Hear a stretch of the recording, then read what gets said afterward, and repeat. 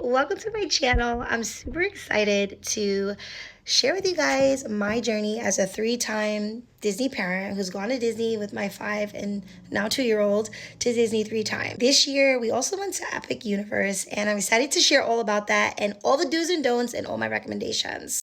So let's get started with what we did 3 years in a row for the first 3 years that I loved and why I loved this, doing this first each of the 3 years. We stayed at the All-Star Resorts this year and last year, and we definitely love it.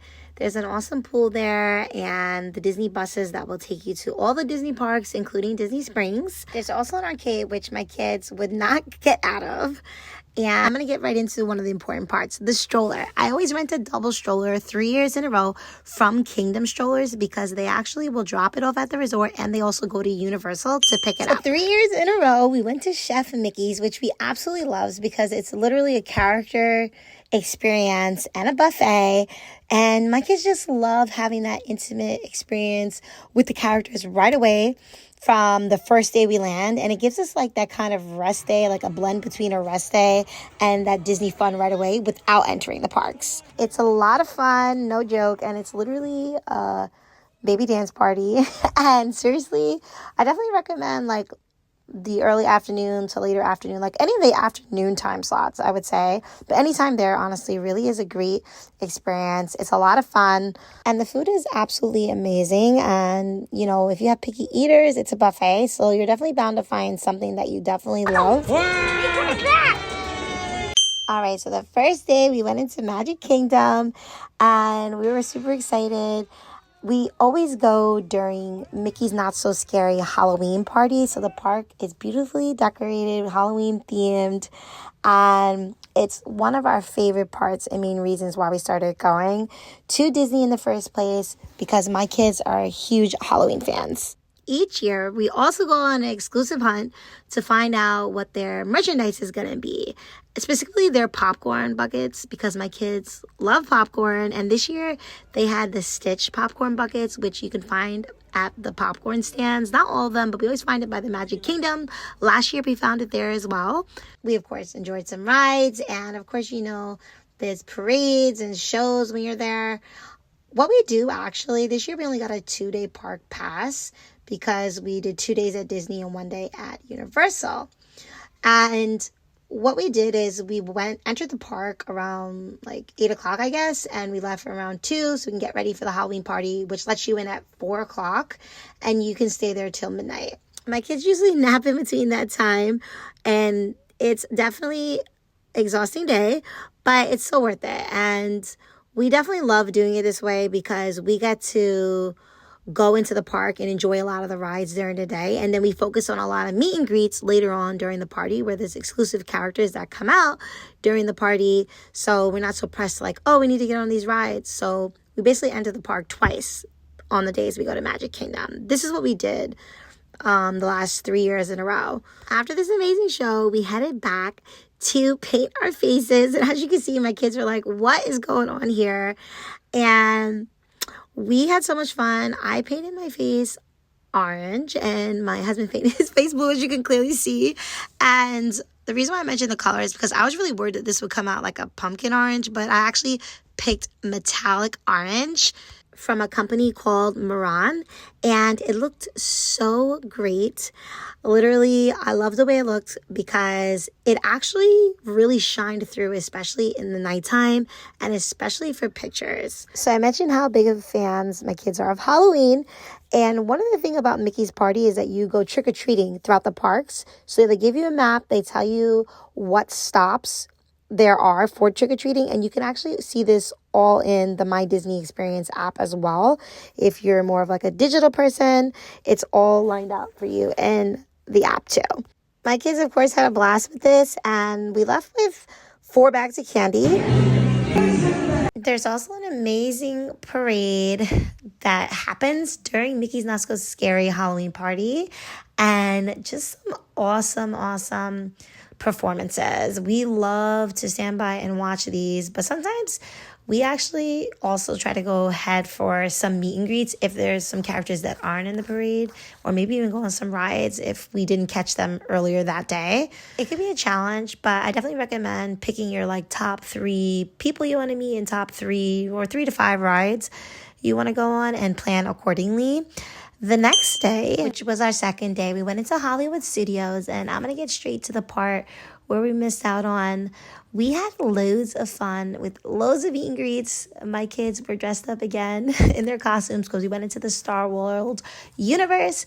But some of the characters that we wanted to see, like Chip and Dale, and in Toy Story Land, like Woody and Buzz, they leave around 5. So if you want to see them, make sure you plan ahead of time, because we were so busy doing other things, which you will see that those are some of my kids' favorite characters, especially Chip and Dale, but we missed out on. So obviously we had to go meet Darth Vader once we did get to Star Wars Land, and it was so funny. I literally love this moment so much of my son and Darth Vader. It was hilarious to see him like this. But okay, now for some exclusive stuff. So of course we went to go make our lightsabers, and you can make it from scratch. And I wish we did this first so we could have gotten pictures with it, with Darth Vader, but we didn't. But regardless, you basically choose it from the bottom up, and you literally build it piece by piece, pick it color by color. My son made one very similar to the one that Darth Vader has, and my other son picked a white one.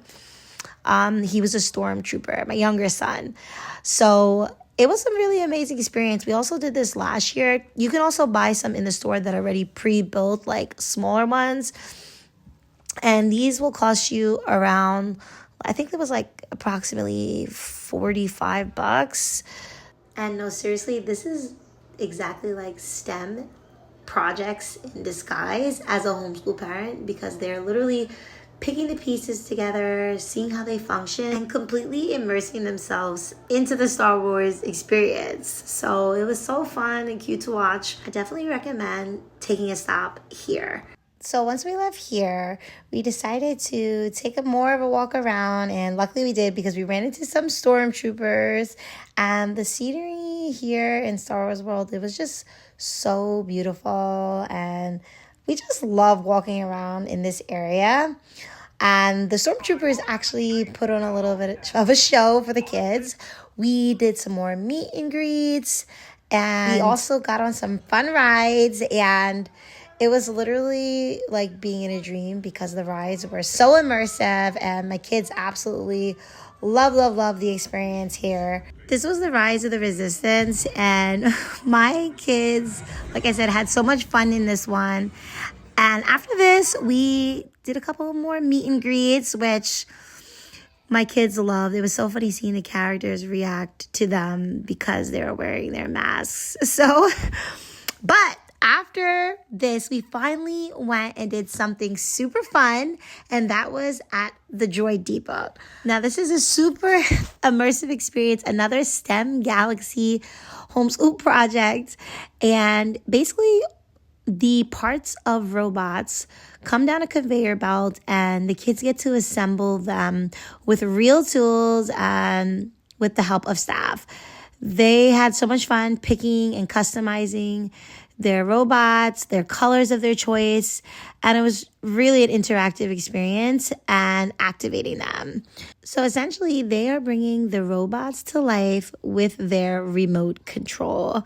And it is so cool to build from scratch and watch how it evolves. And after they did their little test run inside the store, we walked outside right across from where they built their robots. There's a hard play area where you can test it out. And it's so fun because it's, like I said, remote control, and it is the cutest thing. It's essentially like Build-A-Bear for robots. And this was about, I believe, like $125-ish per robot. And it does come with a backpack for an additional fee. We actually got ours in a box, and what we did was, it comes in a box similar to the Build-A-Bear. So what we did was break it down and put them flat in our suitcases, and then we just put them, both of the robots, together in a bag for the airplane. So it was definitely easier to transport home like that with the boxes. We also went after all of this fun to Toy Story Land, but my phone died. So definitely recommend one of those phone chargers. And then we headed to Universal, which was our first time, aside from my husband, being at Universal. And as you can see, there was an arcade there too, which my kids literally loved. And they were having a blast in the arcade. They got a chance to play some of their favorite games. We stayed at the Aventura Hotel and there's a rooftop. So the first day we went to Epic Universe, which is our third park, our last day. And honestly, I was blown away by the sights that I was walking into. So we headed right into Nintendo World and I literally cannot believe my eyes. It was amazing. We walked in and from the second you walk into Nintendo World, you seriously feel like you are a part of the video game.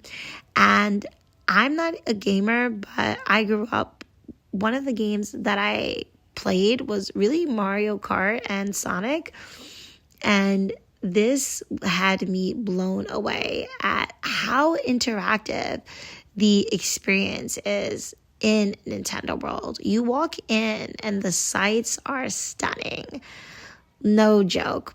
And I recommend, because it's so interactive at this park, that if you can, go with your power band, which you'll need to play the interactive games, or you can get it from Mario Motors in the park like we did.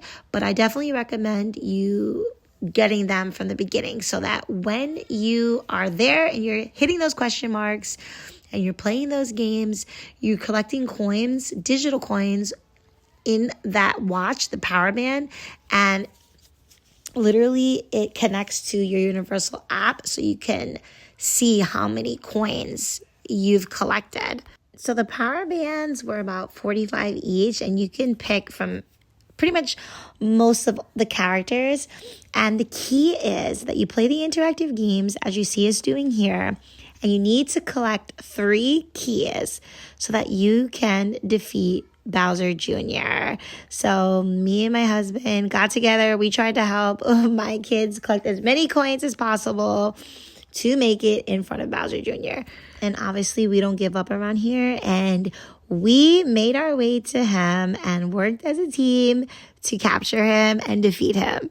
I mean, but seriously, have you ever seen anything as interactive like this? I was amazed because I'm not kidding. I felt like I was teleported into the video game. After we defeat Bowser Jr., we definitely wanted to do some character meet and greets and get on some rides. So we headed to Yoshi's Adventure, which was definitely, I think, our family favorite ride, I say, because all of us were able to get on that. And you get to pick your color Yoshi, and it's so fun. As you ride, you press buttons inside your Yoshi to collect virtual eggs, and you can also unlock different features on your power-up band with us. I loved this ride too because it had stunning views of the entire park. I mean, I still cannot get over how unreal this place looked. Then, of course, we headed straight to Mario Kart, and it's like a mixed reality riding game. You sit inside a real-life Mario Kart. It's so fun. You literally race other riders while tossing shells and collecting coins. It's insane.